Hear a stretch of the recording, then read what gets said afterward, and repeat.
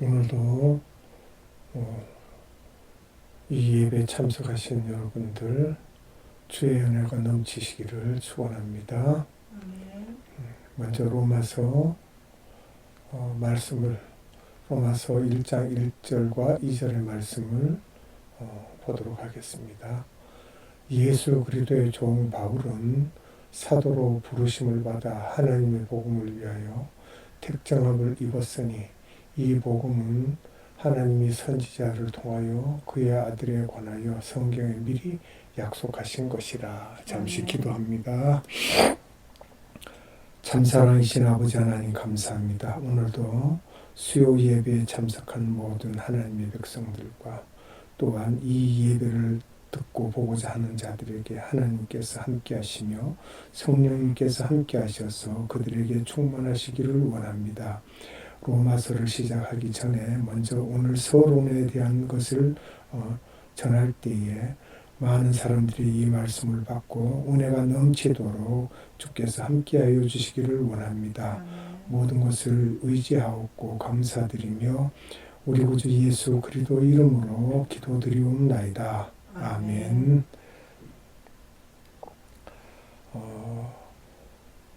로마서에 대하여서 본 서신의 저자는 누구인가? 내외적인 수많은 증거들은 로마서 저자가 사도 바울임을 증명하고 있으며 대부분의 학자들도 이에 동의하고 있습니다. 그만큼 바울이 로마서를 저술했다는 것은 이 이론의 여지 없이 분명하다는 말이죠. 그 증거들을 좀 더 구체적으로 살펴보면 다음과 같습니다. 이레니우스를 비롯한 초대교회 교부들이 하나같이 로마서 저자가 바울임을 명백히 밝히고 있습니다. 이레니우스는 182년에서 188년 사이에 활동하였던 초대교회 교부들이죠.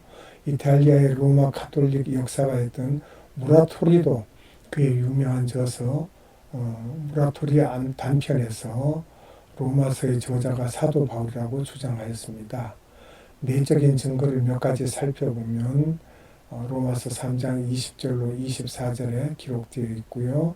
또 칭의의 교리는 바울의 서신으로 알려진 갈라디아서 2장 16절, 3장 6절에도 똑같이 언급되어 있습니다.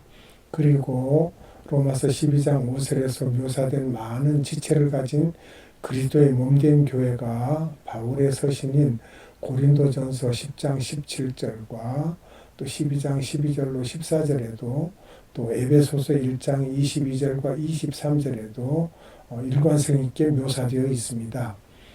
또한 로마서 12장 6장 8절에는 지체들의 몸 전체의 유익을 위하여 그들에게 부여된 재능을 사용해야 된다는 사실이 강조되어 있는데 고린도전서 12장 15절로 26절과 또 28절과 31절에도 동일한 임무가 강조되어 있습니다.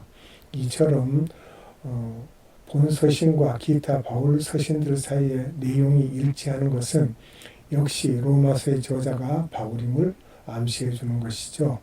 더욱이 로마서의 1장과 15장의 인사말이 다른 바울 서신서와 동일하다는 점은 로마서 본 서신이 바울에 의해 쓰여졌음을 명백히 보여줍니다. 이와 같이 우리는 여러 가지 내외적인 증거를 종합해 볼 때 본 서신의 저자로 바울 사도가 틀림없다는 결론을 얻게 됩니다. 그러면 저자인 사도 바울은 어떠한 인물인가? 바울이란 이름은 헬라식 이름으로 작다라는 뜻을 지니고 있죠. 한편 바울의 옛 이름인 사울은 히브리식 이름으로서 구하였다입니다. 하나님께 청함을 받다라는 뜻을 지녔습니다. 바울은 베냐민 지파 출신의 유대인으로 빌립보서 3장 5절에 기록되어 있죠. 지중해 북동쪽에 근접한 길리기아에 위치한 그리스 문화의 중심지이며 대학 도시인 다소에서 태어났습니다. 성경에는 그의 집안에 대해 기록한 곳이 거의 없습니다. 그러나 제롬이 전해주는 한 전승을 보면 바울의 부모는 본래 갈릴리의 한 마을에 살았으며 BC 1세기 로마가 팔레스틴을 폐허로 만들던 어간에 다소로 피난했다고 되어 있습니다. 이와 같이 이중인이었지만 그의 집안은 상당히 유복했음이 틀림없습니다. 그가 로마 시민권을 가질 수 있었다는 것은 사도행전 16장 27절, 38절에 기록되어 있죠. 그의 집안이 상당한 재물과 사회적 지위를 가지고 있었음을 의미하기 때문입니다. 따라서 어린 시절에는 예루살렘으로 유학하여 유명한 힐렐의 손자이자 당시 가장 뛰어난 율법학자인 가말리엘의 문화에서 교육을 받을 수 있었습니다. 그는 노동을 병행하는 교육을 받았는데 아마도 그때 바울이 천막 짓는 기술을 배웠던 것 같다라고 생각합니다. 텐트 메이커죠. 이와 같이 유대 본토에서 엄격한 바리새파 교육을 받은 그는 청년이 되면서부터 그리스도인들을 박해하는 일에 앞장섰습니다. 그리하여 사람들이 스데반 집사를 죽일 때 증인이 되었으며 예루살렘뿐만 아니라 사도행전 7장 58절에 기록되어 있죠. 담의 세계까지 박해의 손길을 뻗는데 앞장서게 됩니다. 그토록 그리스도인들을 박해한 일에 앞장섰던 그는 다메섹으로 가는 도상에서 예수 그리스도를 만나게 되었고 그때부터 그의 생애와 장래는 완전히 뒤바뀌게 되었습니다. 그 후 그는 독실한 그리스도인이 되어 온갖 위험과 죽을 고비들을 넘기면서 복음을 증거하였는데 그의 사상과 신학은 초대 교회뿐 아니라 오늘날에 있어서도 결정적인 영향을 끼치고 있습니다.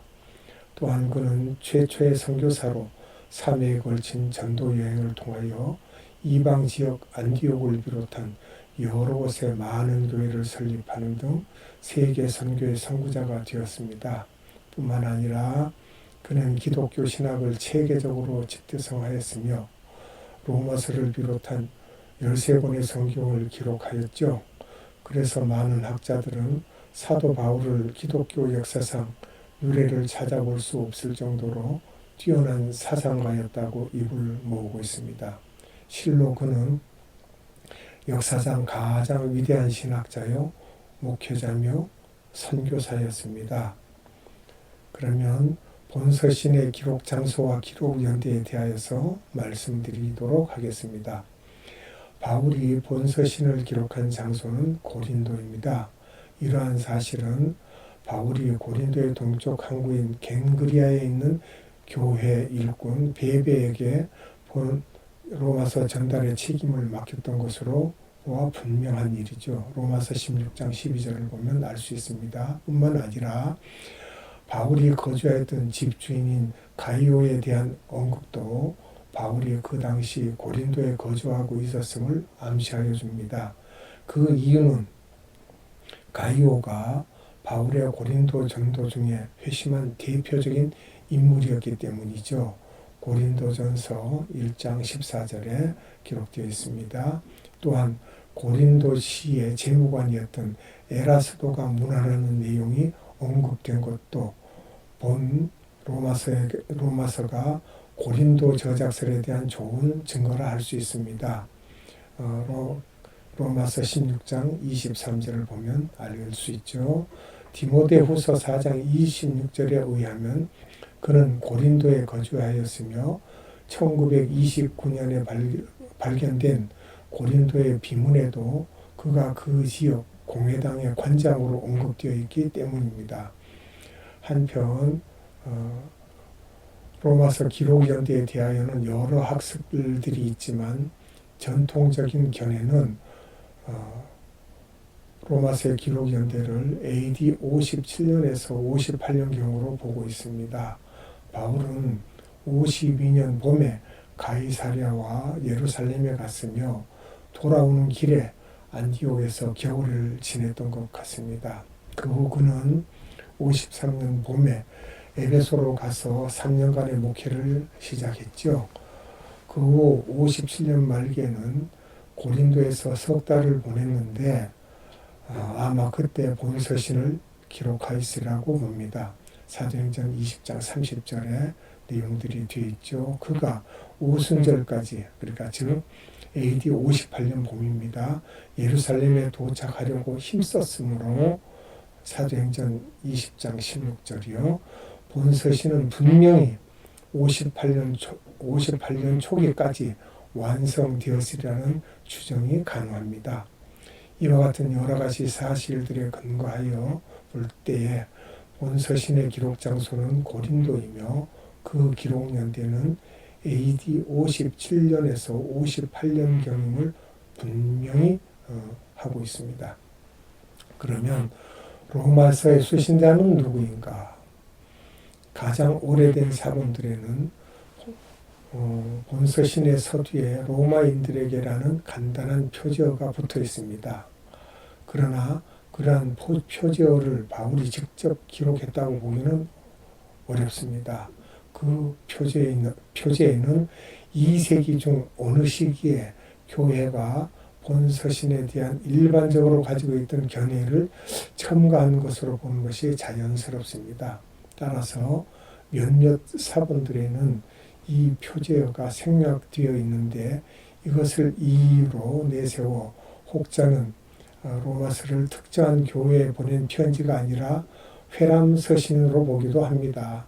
그럼에도 불구하고 전통적인 견해는 로마서의 수신자가 로마 교회 성도들이라고 분명히 못 받고 있습니다. 특히 로마서의 서두 1장 8절에서 15절에 서두와 결론 부분에 15장 14절로 33절에 있는 내용은 본서신이 어느 특정한 교회에 보내는 글이라는 사실을 명확하게 보여주는 바, 그 교회가 로마 교회라는 점을 의심할 여지가 없습니다.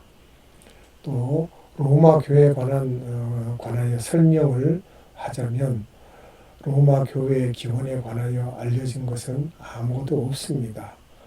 유세비우스를 비롯한 몇몇 초대 교회 교우들은 베드로가 로마의 글라우디오 황제의 통치 때 AD 41년에서 51년 사이죠.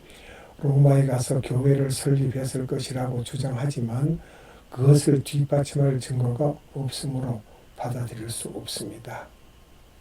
오히려 오순절 성령 강림 때 베드로의 설교를 듣고 회심한 예루살렘 순교자들의 일부가 로마에 거주하던 자들이었는데 그들을 중심으로 교회가 시작되었을 것으로 보는 것이 자연스러운 현상입니다. 아니면 바울이나 다른 사도들의 전도로 회심한 자들이 그곳에 교회를 세웠을 가능성도 또 많습니다. 그러나 바울이 직접 로마에 가서 교회를 설립했으리라고는 믿을 수가 없습니다.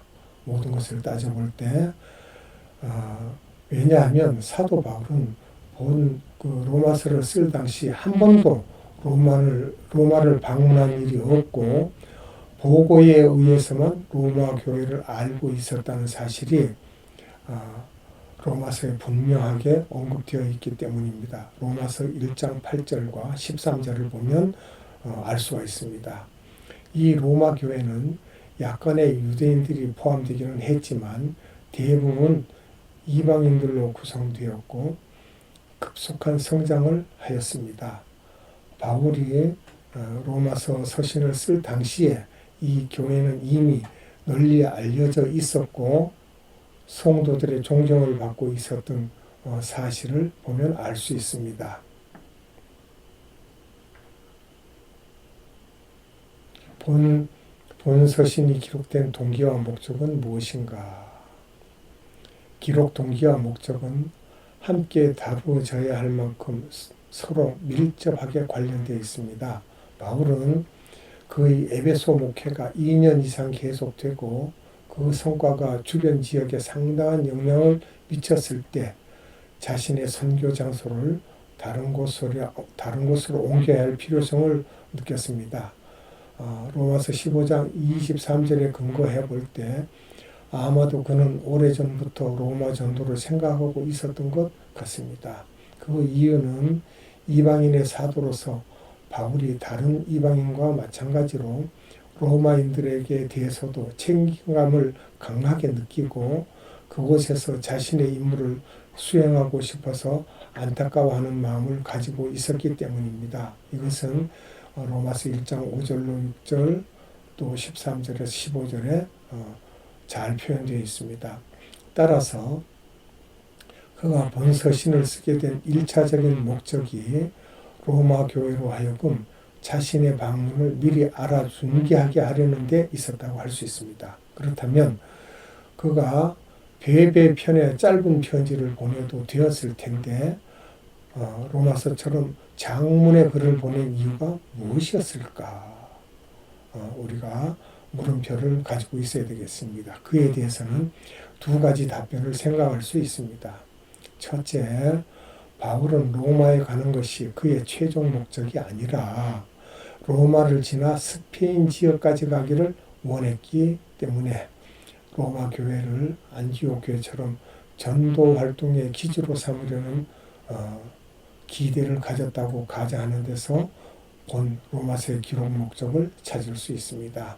즉 바울은 먼저 로마 교인들에게 지난 20여 년간 전파해온 복음을 자세히 설명함으로써 그 복음을 이해시키고 한 걸음 더 나아가 그들을 자신의 사역에 동참하도록 준비시킬 목적으로 본서신을 기록한 것으로 볼 수 있습니다.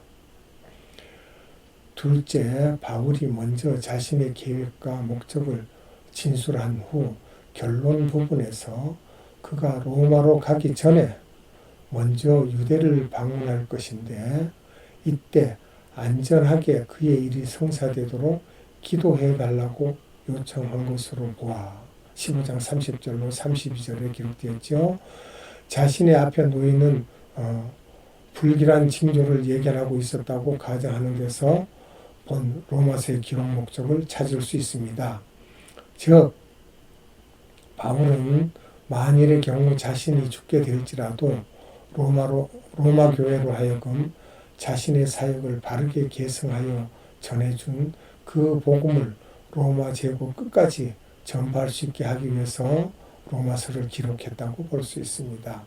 그런 의미에서 본 서신은 그의 마지막 유언장이고 로마 교회에 물려주는 값진 유산이었으며 동시에 로마 교회를 통하여 주를 믿을 전 세계 신자들에게 물려주는 영적인 재산이라고 할 수 있습니다. 본 로마서 기록 양식에 관하여 신약 성경은 그 기록 양식에 따라 복음서, 역사서, 서신서, 예언서 등으로 나누어집니다. 로마서는 그 중에서 서신서에 속합니다. 이러한 사실은 로마서 내용뿐만 아니라 바울 자신이 직접 본서를 편지라 언급한 것만 보아도 잘 알 수 있습니다. 실제로 바울이 기록한 성경은 모두 서신서에 해당된다라고 보면 될 것 같습니다. 고린도전서 5장 9절, 골로새서 4장 16절, 데살로니가 전서 5장 27절을 참조해서 보시면 알겠습니다.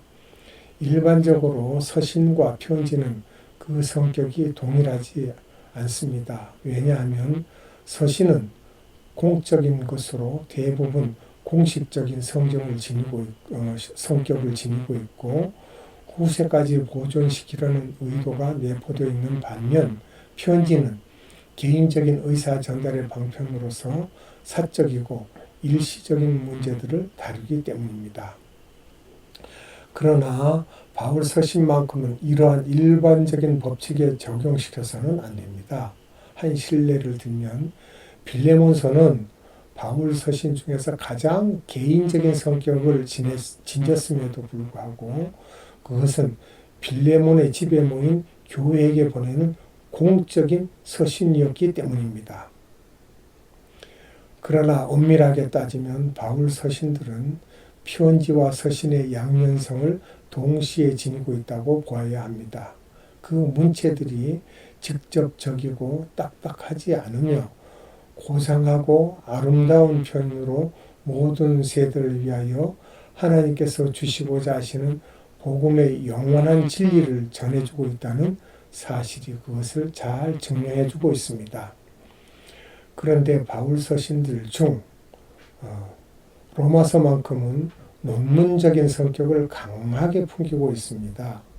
다른 서신들과는 달리 독자들의 개인적인 요구나 당면한 문제들에 대해 비교적 주의를 기울이지 않는 편으로 이러한 면에 치중한 고린도 전서의 내용과는 많은 차이가 있습니다. 그러나 이러한 성격 차이는 별로 이상할 것이 없습니다. 왜냐하면 바울은 로마 교회를 방문한 적이 없고 또 자신이 직접 설립한 교회가 아니므로 그 교회 신자들의 형편을 세세히 알지 못했기 때문이죠. 다음은 본 서신의 중심 주제는 무엇인가? 로마서 중심 주제는 우리가 믿음으로 말미암아 하나님께 의롭다고 칭함을 받는 것입니다. 그런데 여기서 믿음이란 인간의 의지적인 믿음이 아니라 하나님의 선물, 즉 그리스도 예수 안에 있는 구속으로 말미암아 하나님께서 은혜로 주신 믿음을 의미합니다. 에베소서 2장 8절과 로마서 3장 24절을 보시면 자세히 알 수 있습니다. 바울은 이 구원의 교리가 실제적이며 필요한 것이고 성경적이며 열매 맺는 것이라는 사실을 보여준 후에 이어서 9장으로 11장에서는 하나님의 섭리와 약속이 믿음을 가진 자들을 위하여 의도되었고 그들 안에서 실현되었다는 의미에서 그 구원이 역사적임을 증명하고 있습니다. 뿐만 아니라 그것이 오늘날에도 참되며 미래에도 계속 그러하리라는 점을 우리에게 보여주고 있습니다. 이어서 12장에서 16장은 이 모든 것에 대한 실제적인 적용을 담고 있습니다. 환원하면 이들 결론적인 부분은 하나님이 주신 믿음으로 의롭다 하심과 구원을 입은 자들이 어떻게 이웃과 동료들에 대한 사랑을 실천하며 삼위일체 하나님에 대한 헌신의 삶을 살릴 수 있을까 하는 것을 보여주고 있습니다. 오늘은 여기에서 마치기로 하고 다음에 다시 이 서론에 대한 것을 말씀드리도록 하겠습니다. 잠시 기도합니다. 은혜가 풍성하신 아버지 하나님 감사합니다. 오늘 로마서를 시작하며 로마서의 서론에 대한 말씀을 전하였습니다. 듣는 모든 분들의 귀를 열어주시고 그 마음으로 하나님의 말씀을 받은 것으로 생각하고 항상 모든 것을 성경에 의존하는 믿음 있는 성도들이 될 수 있도록 은혜 베풀어 주시옵소서. 자세한 내용들을 또 언제든지 찾아볼 수 있도록 우리가 이것을 늘 마음에 두고 살펴볼 수 있는 그러한 믿음들이 되게 하여 주시옵소서. 모든 것을 감사드리며 우리 구주 예수 그리스도 이름으로 간절히 기도드리옵나이다. 아멘. 아멘.